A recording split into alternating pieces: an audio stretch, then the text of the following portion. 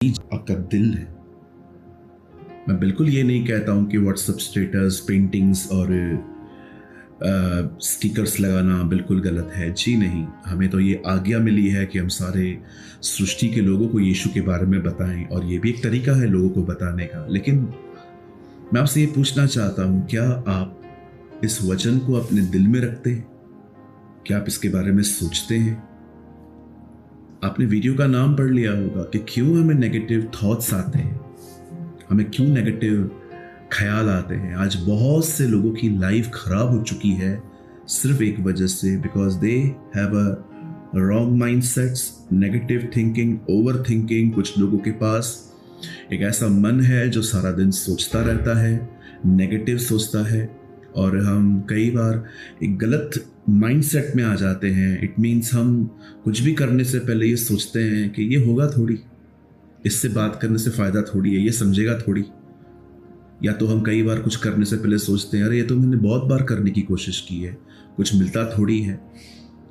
बिल्कुल आपकी बात सही है, आपको शायद कुछ नहीं मिला होगा, लेकिन ये आप एक माइंड में बॉन्डेज बन गया है जो आपको कोशिश भी करने नहीं देता कुछ और करने के लिए। कॉन्फिडेंस खत्म हो गया है क्योंकि हमारे तरफ गिल्ट है।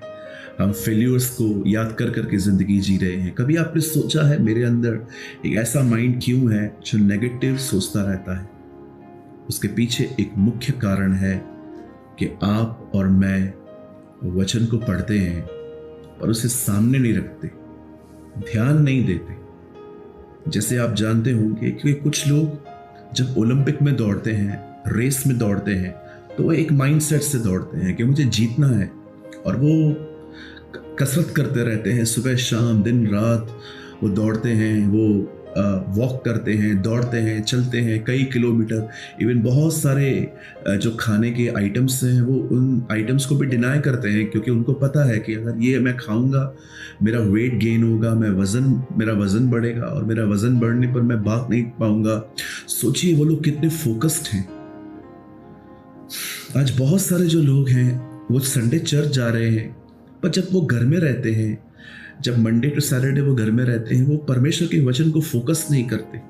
और ये रीज़न है कि बहुत बार शैतान हमारे दिमागों में तरह तरह के विचार डालने में कामयाब होता है, क्योंकि वो जानता है कि हम कई बार अपने माइंड में हम अपने माइंड को बहुत स्पेस देते हैं, हम सोचते रहते हैं। देखिए यहाँ पर दाऊद ने क्या किया। एक खूबसूरत बात जो दाऊद ने की वो ये है, पहला शमूएल 17वां अध्याय 54।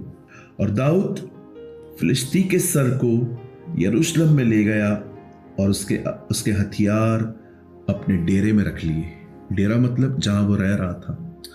दाऊद ने गोलियत को मारा, ये बात हम सभी जानते हैं। इवन संडे स्कूल के बच्चों को भी ये कहानी पता रहती है कि दाऊद अंकल ने गोलियत को मार दिया। लेकिन मारने के बाद एक चीज यहां पर बहुत इंटरेस्टिंग लिखी है। दाऊद उस आदमी को मारने के बाद यरूशलेम में ले गया ताकि सबको दिखाई दे कि ये मर गया है, खुदा ने अपनी लड़ाई खुद लड़ी है। लेकिन बाइबल कहती है दाऊद उसके हथियारों को अपने डेरे में ले गया।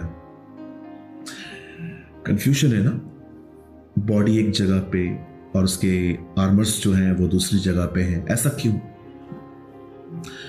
जानते हैं दाऊद ने अपने माइंड को सेट किया। आप कहेंगे ये कैसे?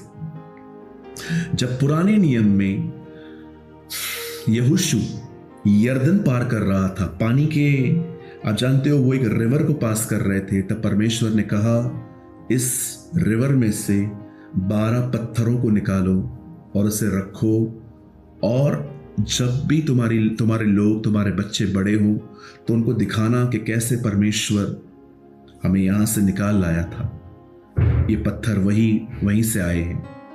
परमेश्वर चाहता था कि पीढ़ियां उसके उपकारों को याद करे। दाऊद ने भी कुछ ऐसा ही किया। दाऊद ने गोलियत को मार दिया, और बाइबल कहती है उसके हथियार वो अपने घर ले आया। आप जानते हैं क्यों? ताकि दाऊद हमेशा उन हथियारों को देखकर ये सोच सके कि इस युद्ध में मैं पत्थर से नहीं, परमेश्वर की मदद से जीता हूं। मैं परमेश्वर की सहायता से इसमें विक्ट्री मैंने पाई है।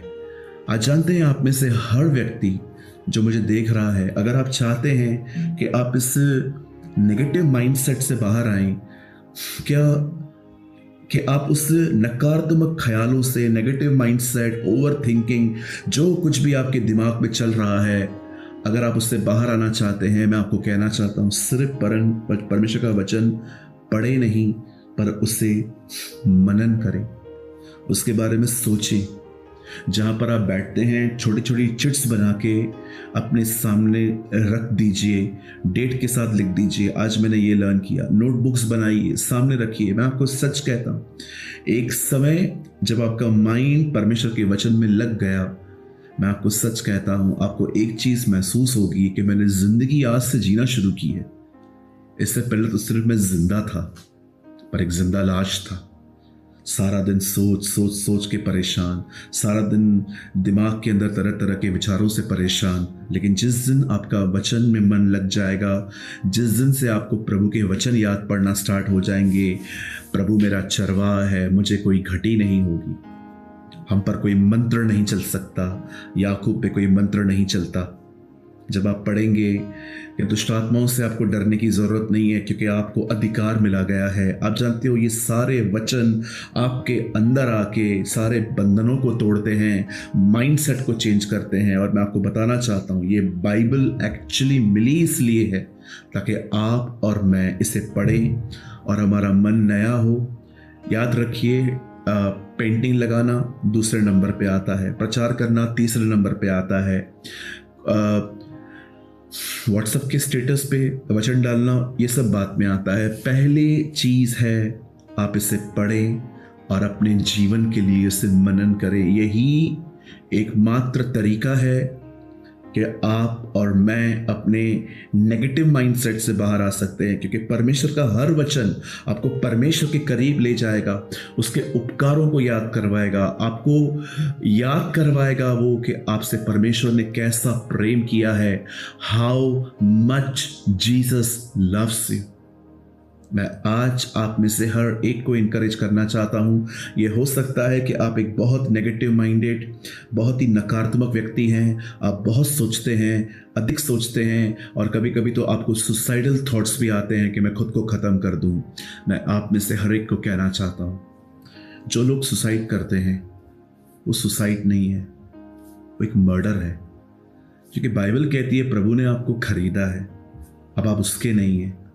अब आप उसके नहीं हैं तो मतलब अब अपने नहीं हैं तो उसके हैं, और उसकी चीज को मार